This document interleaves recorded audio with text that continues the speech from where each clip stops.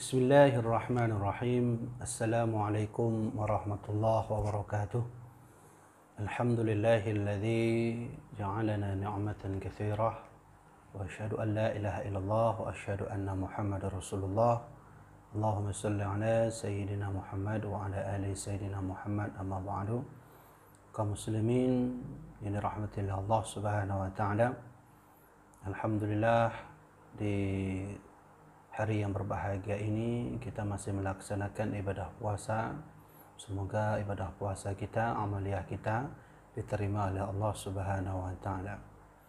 Jadi langsung saja bahwa di beberapa media yang kita lihat hari ini banyak sekali orang yang mengutip hadis dhaif yang menerangkan tentang berbuka puasa, yaitu doa yang dibacakan oleh mayoritas kaum muslimin adalah doa yang berbunyi Allahumma laka sumtu wa bika amantu wa ala zikrika aftartu. Ya Allah, kepadamu lah aku berpuasa, wa ala zikrika aftartu, dan atas rizkimu lah aku berbuka. Jadi sebahagian saudara kita, hadis ini dianggap sebagai hadis dhaif, sehingga mereka mengeluarkan statement bahwa hadis dhaif ini wajib ditolak dan tidak sah dibaca. Kemudian sebahagian yang lainnya berkata bahwa hadis dhaif ini hadis yang haram untuk diamalkan, sehingga mereka mengeluarkan hadis sahih untuk membetulkan hadis dhaif itu, dan akhirnya mereka menyalahkan siapapun yang membaca doa berbuka puasa Allahumma laka sumtu wa ala zikrika aftartu merupakan orang yang mengamalkan keharaman yang tidak dianjurkan oleh Rasulullah karena dia mengamalkan hadis dhaif. Kesimpulannya adalah bahwa hadis dhaif yang diamalkan oleh seluruh umat muslim tentang doa berbuka puasa adalah hadis yang tidak boleh dibaca dan doa yang tidak boleh dibaca. Tentu terlalu cepat bahwa ungkapan hal seperti ini, mereka menyangka bahwa siapapun yang membaca doa berbuka puasa ini adalah mereka yang tidak tahu menahu tentang hadis tersebut, sehingga mereka sering menyalahkan bahwa orang yang membaca doa ini adalah orang yang tidak faham, dan hadis dhaif menurut mereka adalah hadis mardud, yang semuanya berkapasitas mardud, yang haram untuk diamalkan. Jadi perlu kami luruskan di sini bahwa kita sebagai santri daripada pesantren ataupun dayah, tentu kita melihat berbagai macam kutipan-kutipan hadis yang ditulis oleh para alim ulama di dalam kitab fikihnya. Kita bisa melihat bahwa di dalam kitab Shiratal Mustaqim karya daripada Syekh Nuruddin Ar-Raniri, bahwa sunnah mengucapkan doa Allahumma laka sumtu wa ala zikrika aftartu ketika berbuka puasa. Itu tertulis di dalam kitab Shiratal Mustaqim jilid 2. Kemudian di dalam kitab Sabilal Muhtadin karya daripada Syekh Muhammad Arsyad Al-Banjari juga mengatakan demikian, bahwa sebenarnya hadis tersebut itu berkenaan tentang amalan membaca doa itu, doa berbuka puasa adalah disunnahkan. Nah, tiba-tiba datanglah sebahagian saudara kita yang menganggap bahwa hadis dhaif ini adalah hadis disamakan seperti hadis maudhu, atau disamakan seperti hadis mardud yang secara mutlak tidak boleh kita amalkan. Namun pertanyaannya adalah, benarkah demikian? Apakah boleh kita mengamalkan hadis dhaif tersebut, ataupun kita tidak boleh mengamalkan hadis dhaif? Nah, di sini saya telah mengutip beberapa kutipan di dalam kitab bahwa hadis Allahumma laka sumtu wa ala zikrika aftartu itu ada dua pendapat, ada dua versi. Yang pertama, banyak ulama yang mengatakan bahwa hadis ini adalah marasil, yaitu hadis mursal. Yang kedua, ada yang menaikkan derajat hadis ini menjadi hadis hasan li ghairihi, yang pada hakikatnya juga adalah hadis dhaif. Nah, itu pendapat yang ditulis di dalam ya, kitab Khulasah Al-Badrul Munir. Nah, sekarang saya telah mengutip beberapa hadis yang sama maknanya dengan doa berbuka puasa itu dengan berbagai para rawi dan muhaddisnya. Nah, yang pertama saya ingin sampaikan bahwa hadis Allahumma laka sumtu wa ala zikrika aftartu itu adalah hadis mursal. Hadis mursal adalah hadis, definisinya adalah hadis yang tidak ditemukan riwayat sahabat sebagai sanad atau asal sanad yang langsung dari Rasulullah menuju kepada sanad tabi'in. Jadi tabi'in menuju kepada Nabi Muhammad, tidak mengambil silsilah kepada sahabat. Maka ketika hadis ini ditanyai tentang siapakah sahabat yang meriwayatkan itu, maka tersembunyi. Hadis ini tidak memiliki sanad sahabat. Jadi tabi'in seolah-olah berbicara, saya dapat hadis ini Rasulullah. Jadi tidak menyebutkan sanad sahabatnya. Maka itu disebut dengan hadis mursal. Nah, kita bisa melihat bahwa hadis mursal yang ada pada kitab Al-Marasil, yaitu muhaddisnya Abu Daud dan rawinya adalah Mu'az bin Zuhrah, bahwa hadis Allahumma laka sumtu wa ala zikrika aftartu itu merupakan hadis mursal dengan jalur daripada Mu'az bin Zuhrah. Mu'az bin Zuhrah ini merupakan tabi'in. Maka status hadis ini adalah hadis mursal yang muhaddisnya adalah Abu Daud. Nah, kita bisa melihat Abu Daud memberi status hadis mursal ini di dalam kitabnya yang bernama Marasil, halaman 203. Itu satu. Yang kedua, rawi yang berasal daripada Abu Hurairah, tetap hadisnya sama, yaitu Allahumma laka sumtu wa ala zikrika aftartu. Yang hadis ini diriwayatkan oleh rawi yang berbeda. Tadi rawinya adalah Mu'az bin Zuhrah, sekarang rawinya adalah Abu Hurairah. Nah, kemudian muhaddisnya yang memberikan status kepada hadis ini adalah Imam An-Nawawi di dalam kitab Al-Majmu' jilid 6 halaman 362. Apa status hadis ini? Yang di muhaddisnya adalah An-Nawawi, yaitu hadis gharib. Lalu apa kata Imam Nawawi di dalam kitab Majmu'? Hadis ini adalah dhaif, bi isnad dhaifin, yaitu dengan sanad yang dhaif. Nah, Abu Daud mengatakan bahwa ini hadis marasil, hadis mursal. Imam Nawawi mengatakan ini adalah hadis dhaif. Nah, hadis dhaif tentu dengan mursal itu sama. Hadis dhaif itu kan terbagi beberapa tempat. Ada yang i'tibar melalui hitungannya, ada yang i'tibar melalui sanadnya, sanad kegugurannya. Kemudian ada yang i'tibar melalui sebab karena kecacatan rawi. Nah, itu nanti luas penjelasannya. Nah, itu yang kedua. Yang ketiga, tetap hadis yang diriwayatkan oleh Mu'az bin Zuhrah juga, Allahumma laka sumtu wa ala zikrika aftartu, tetapi muhaddisnya berbeda. Tadi muhaddisnya adalah Abu Daud, sekarang muhaddisnya adalah Az-Zahabi. Maka Az-Zahabi berkata bahwa hadis ini hukumnya adalah mursal. Muhadzab jilid 4 ya, halaman 1616. Kemudian yang ke selanjutnya yaitu muhaddisnya Ibnu Mulqan. Ibnu Mulqan.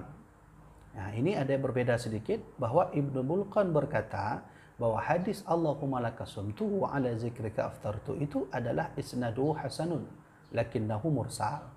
Bahwa hadis ini adalah hadis yang sanadnya itu adalah hasan. Sanadnya adalah hasan lakinnahu mursal, tetapi posisinya itu adalah mursal. Nah, jadi Imam Ibnu Mulqan di dalam kitab Khulasah Badrul Munir jilid 1 halaman 327 menaikkan status hadis ini menjadi hadis dengan sanad dengan status hasan li ghairihi. Nah, tadi kita bisa melihat hadis dhaif tapi bisa naik kepada derajat agak tinggi sedikit menjadi hadis hasan li ghairihi. Kemudian tetap rawinya Mu'az bin Zuhrah, hadis Allahumma laka sumtu wa ala zikrika aftartu, kemudian muhaddisnya adalah Ibnu Mulkan. Itu ada di dalam kitab Syarah Bukhari li Ibnu Mulkan jilid ke-13 halaman 400, bahwa beliau berkata bahwa hadis ini adalah hadis mursal. Nah, dari seluruh kutipan-kutipan para muhaddis tadi, bahwa sesungguhnya hadis Allahumma lakam sumtu wa ala zikrika aftartu itu merupakan hadis berstatus mursal yang dinaikkan menjadi hasan li ghairihi. Maka tentu beberapa para muhaddis dan rawinya ada dua. Rawi Allah terhadap hadis Allahumma lakum sumtu adalah rawi yang berasal dari Abu Hurairah dan rawi berasal daripada Mu'az bin Zuhrah. Kedua hadis ini menyebabkan para ahli hadis menaikkan status hadis ini menjadi hadis hasan li ghairihi. Kenapa? Karena memang setiap hadis dhaif yang memiliki beberapa tempat dan semakna dengan hadis-hadis yang lain dinaikkan, dikumpulkan, itu bisa naik derajatnya menjadi hadis hasan li ghairihi. Nah, sekarang kita membahas dulu siapakah sebenarnya Mu'az bin Zuhrah itu. Nah, di sini saya telah mengambil kutipan daripada kitab Tahzibut Tahzib karya Syekh Imam Ibnu Hajar Al-Asqalani jilid 13 halaman 1042. Imam Mu'az ini bin Zuhrah, seorang tabi'in, dia sanad beliau yang tersanadkan dengan hadis-hadis itu makbulun, dapat diambil. Ini siapa yang mengatakan ini? Imam Ibnu Hajar Al-Asqalani. Maka Mu'az bin Zuhrah ketika meriwayatkan hadis bisa kita ambil, makbulun, dapat diterima. Nah, dapat diterima daripada hadis yang diriwayatkan oleh Mu'az bin Zuhrah.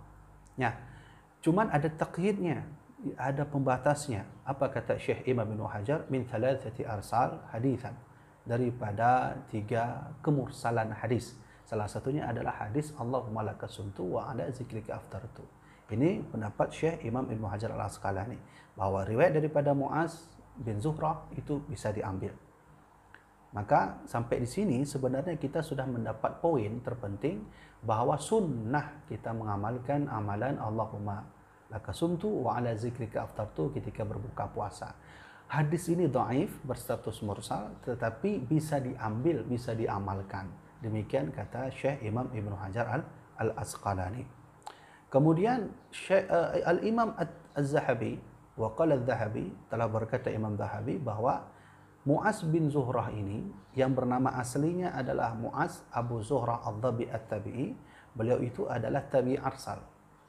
Beliau adalah seorang tabi'in yang bersifat arsal, bersifat mursal. Mursal tadi sudah kita bahas bahwa sebenarnya segala sanad yang disandarkan hadis tidak melalui sahabat Nabi, langsung dari tabi'in menuju ke Rasulullah, maka ini disebut dengan hadis mursal. Nah, maka selain daripada itu juga perlu kita ambil kutipan sedikit daripada Imam Muslim di dalam kitab Muqaddimah As-Sahih jilid 1 halaman 30. Jadi apa kata Imam Muslim? Bahwa Imam Muslim berkata hadis dhaif, hadis mursal itu pada hakikatnya tidak bisa dijadikan hujjah atau dijadikan istidlalul hukum. Lantas apakah bisa diamalkan? Imam Muslim hanya berkata hadis mursal tidak bisa dijadikan hujjah, tapi bisa diamalkan. Kedhaifan hadis mursal itu ringan menurut Imam Muslim, jadi tidak berat, sehingga bisa dinaikkan menjadi hadis hasan li ghairihi, seperti mana yang telah kita bahas tadi. Kenapa? Karena status hadis yang ada pada Allahumma laka sumtu itu adalah hadis mursal yang menurut Imam Muslim adalah hadis yang kedhaifannya sangat-sangat ringan. Jadi ada harapan untuk naik. Nah, maka oleh karena itu selain daripada itu juga bahwa hadis mursal ini bisa dijadikan sebagai hadis yang bisa kita ambil sebagai hujjah adalah menurut pendapat Imam Malik, menurut pendapat Imam Abu Hanifah, dan sebahagian menurut pendapat Imam Ahmad. Nah, jadi ada hal yang harus kita ambil, ada kutipan yang harus kita ambil, ini penting, bahwa Imam Malik, Imam Abu Hanifah, dan sebahagian Imam Ibnu Hanbal berkata bahwa sesungguhnya hadis mursal itu bisa dijadikan hujjah.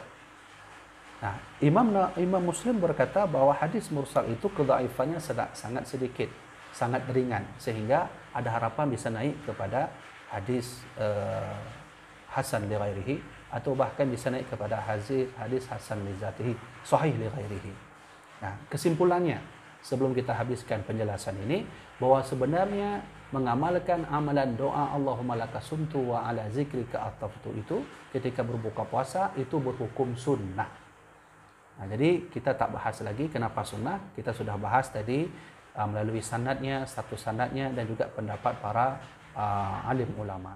Nah, maka oleh karena itu sangat disayangkan kalau sebagian saudara-saudara kita berkata bahwa mengamalkan hadis Allahumma lakasumtu itu tidak dibolehkan. Bahkan ada yang mengatakan siapa mengamalkan hadis itu maka dia telah berdusta, mengamalkan sesuatu yang tak diajarkan oleh Rasulullah Shallallahu Alaihi Wasallam. Tentu sangat disayangkan pendapat seperti ini. Maka cobalah kita itu meneliti hadis untuk kita bisa memberikan statement terhadap hadis itu. Jangan kita mengambil hadis yang memang statusnya dhaif lalu kita katakan hadis itu jelas mutlak mardud. Maka tentu hal ini sangat disayangkan. Apalagi kita bisa melihat ada gambar yang di samping ini. Nah, ini adalah gambar yang menjelaskan contoh kepada kita bahwa sesungguhnya sebahagian saudara kita menganggap bahwa Allahumma lakasumtu ala zikrika aftartu itu adalah hadis mardud yang harus ditolak, tidak bisa diamalkan. Maka demikian dapat saya sampaikan, mudah-mudahan penjelasan yang panjang ini dapat bermanfaat bagi kita semua, dan semoga kita selalu rahmat Allah dan kita selalu dalam persaudaraan. Tetap kita selalu ada ikhtilaf, tetap kita selalu ada perbedaan pendapat, cuman hargailah pendapat orang lain, jangan kita menuduh saudara kita itu yang tidak. Semoga kita diberi oleh Allah rahmat dan keridhaannya. Sekian dari saya, wassalamualaikum warahmatullahi wabarakatuh.